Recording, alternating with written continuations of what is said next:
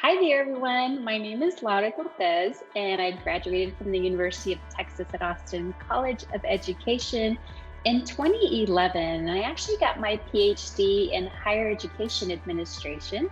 And today I'm currently serving as the CEO and founder of my own consulting firm called Cortez Consulting.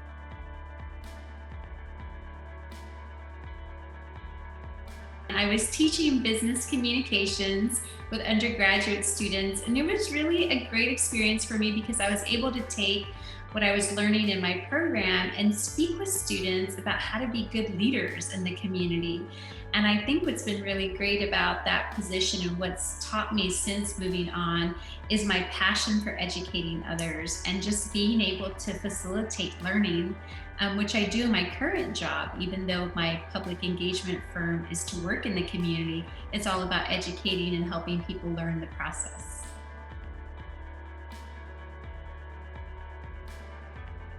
So Cortez Consulting is a public engagement firm in Austin, Texas.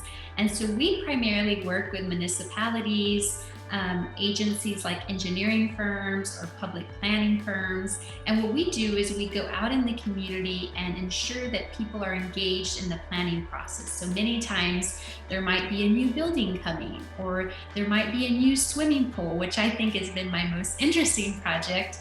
And so we have to go out and make sure the public is, number one, aware of this process and what is happening, and make sure we get their voices and make sure their input is in the process, because these are long-term projects that are going to be taking place. So for me, I think the most interesting project I worked on was to go citywide. At the time, the city of Austin was trying to find information about the swimming pools, and a lot of our pools were aging.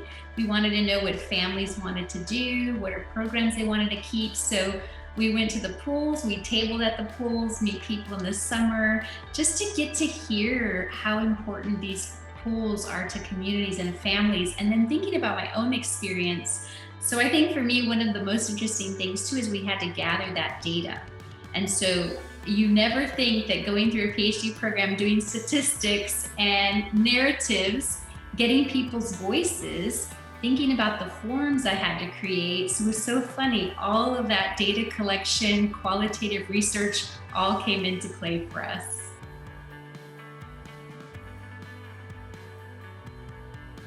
I grew up in South Texas, and I ended up going to school in Iowa for my bachelor's. And so first time experiences in all sorts of ways. But what I think I found through all of that was, seeking other people that have similar experiences and different experiences that made me a better person. Going to school miles away from home and being able to say, like, what are my support structures and networks in college? And then going to graduate school and saying, I don't have a family member that has any idea why I'm getting this second degree, but they're championing me to go and continue with my education. And really being able to be vulnerable and saying, I don't know what it's like to prepare a conference proposal. I don't even know why I need to go to this conference and network with all these different individuals. Oh, I might get a future job by doing that. Being able to be vulnerable and saying, I don't know, but then also being able to take the initiative to seek help. Because I think one of the things that could really wear you down with graduate school is when you try to figure it out on your own and realizing that you keep coming up to roadblock after roadblock. Because there is a system in place for graduate school that, everybody has to go through their unique experience, but you also have to find people that can help you through it and navigate, why is this the way it is? And why do I have to go through certain protocols? And so I think for me, that was the biggest thing that helped me, was to be able to do that. Now, I will say my experience has been unique in that my first graduate degree was an MBA. So it really was about starting a business.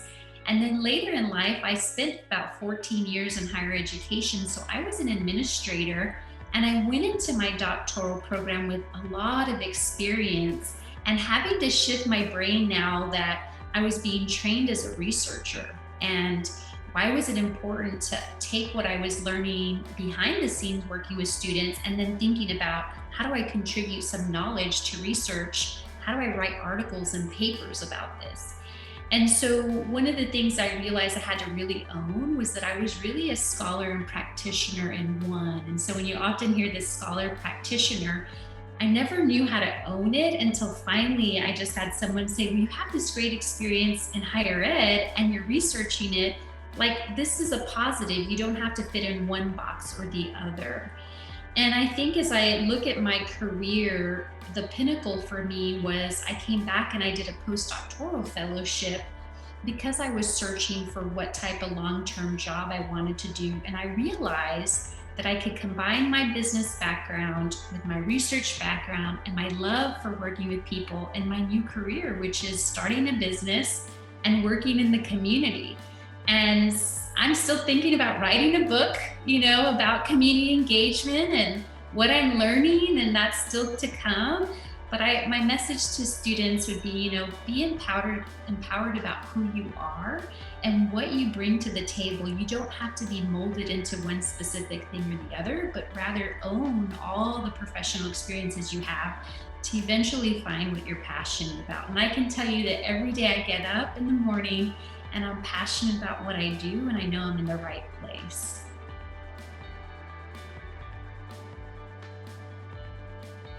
It is all unique in one, not only being a first generation, but being a Latina.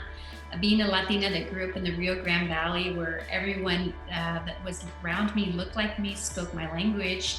But then as I moved to go to grad school and as I moved to college, that was not the case.